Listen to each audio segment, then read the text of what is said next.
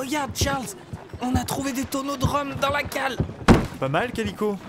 Je pense pas que ça vaille le café, le cacao et l'argenterie que vient de nous remonter Anne Bonny, mais c'est un bonus qui fait toujours plaisir. Super. Profitez de notre rhum dans nos verres en argent, sac à merde. Eh oh, tu vas tenir ta langue, pouilleux. Sinon, c'est les requins. Bon, on y est? On a tout récupéré? Oui. Je crois bien. Non, on n'a pas fait le faux pont. Non, mais ça, c'est pas nécessaire. Hein. De quoi je me mêle? Calico, Willy, occupez-vous du faux pont. Tu sais, je vais pas tarder à te bâillonner si tu continues à jacasser. Moi? Oui, toi! Tu veux que je l'égorge, capitaine? Tout doux, Anne. Ouais, tout doux, Anne. Permission de le frapper, capitaine? Accordé. Aïe! Captain Vane, Oui, Calico? qu'est-ce qu'on fait de ce qu'on a trouvé dans le faux pont? Ah! Oula! Il y en a combien comme ça? Une trentaine. Une trentaine? Mais qu'est-ce que vous fichez avec 30 porcs dans votre faux pont, vous? 30 dans le faux pont et une cinquantaine de plus sur le pont de mon navire depuis que vous nous avez abordés. Hein, on les collectionne. Aïe! Accordé. Une cinquantaine? Où ça? Laisse tomber, Calico. Et toi, foutu marchand, réponds-moi. Je vous avais bien dit qu'il n'y avait plus rien d'intéressant. On s'apprêtait à traverser de l'Atlantique pour vendre nos ressources en Europe. Dans le faux pont, on stocke une partie de nos provisions. 30 cochons. 30, c'est beaucoup, capitaine. On a peut-être moyen d'en tirer profit. Ah bah, au point où on en est, on traverse plus l'Atlantique. Hein. Alors si ça vous chante de devenir marchand de cochons, faites-vous plaisir. Hein. On peut le faire taire, celui-là? On va s'amuser à transporter 30 cochons pour aller les vendre à Nassau. Pas sûr que grand monde nous les achète à Nassau. Les porcs, c'est pas ce qui manque là-bas. Ah! Les porcs! Les 50 porcs! C'était nous! Et si c'est pas pour les vendre? Qu'est-ce qu'on va faire de 30 cochons? On peut les apprivoiser. Regardez comme ils sont mignons. Gousi, gousi, gousi. T'es un bon cochon, toi. Ah bah si c'est ça, c'est toi qui dors avec eux. En fait, je pensais plutôt à les manger. Les manger? Mais enfin, regarde-moi cette petite bouille. C'est clair. Tu trouves pas qu'il est à croquer? Ah! D'accord, Anne Bonny, on peut en profiter pour en manger un ou deux. Mais 30? Non, mais on va pas tout manger maintenant. L'avantage d'un cochon vivant, c'est que ça se conserve.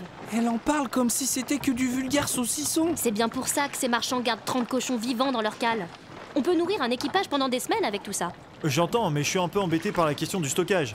Sans compter que des bêtes comme ça se nourrit. Moi, je suis pas un fermier. Et si j'en étais un, ce serait sur la terre ferme. La terre ferme, la mer, qu'est-ce que ça change? Peut-être que les cochons sont malades en mer. Mais puis quoi encore? Cela dit, pour l'odeur, j'avoue que je déconseillerais. Remarque, je dis ça.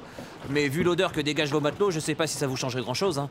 Par contre, pour vider les poubelles, c'est pratique. Ils mangeraient n'importe quoi, ces bestiaux. Puis même si vous avez un ou deux matelots qui résistent pas à la traversée, plutôt que de les jeter dans la mer... C'est toi que je vais jeter dans la mer si tu te mêles pas de tes oignons. Ça va, ça va. J'essaie d'aider, c'est tout. Hein. On a qu'à les rapporter sur le navire, puis on décidera ce qu'on en fait plus tard. Ça nous fera congé du pouilleux. Ah, bien dit.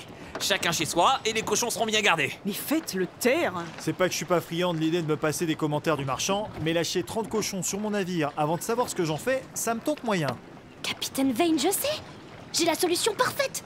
Nous, contrairement aux marchands, nous restons dans les Caraïbes. On n'a qu'à trouver une île déserte des alentours et on la transforme en garde-manger.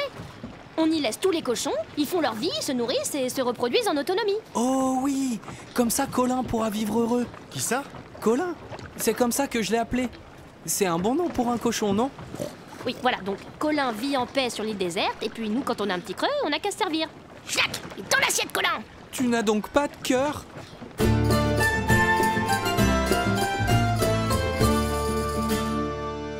Adieu, Colin.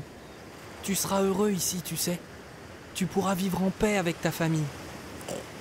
Promets-moi juste une chose, Colin. Si jamais un jour nous revenons, il faut que tu ailles te cacher, toi et ta famille. Et hop, dans l'assiette, Colin! Et surtout, reste loin d'Anne Bonny. C'est une bonne personne, tu sais. Mais juste avec les humains. Bon alors, les petits cochons! Qui veut finir au barbecue? On va quand même pas repartir d'ici le ventre vide! Adieu, Colin. Et une belle vie. Oh bah tiens, on dirait qu'il y en a un qui s'est décidé. Viens là, mon petit! Colin! Non, Colin, pas par là! Pas par là, tu vas finir en saucisson!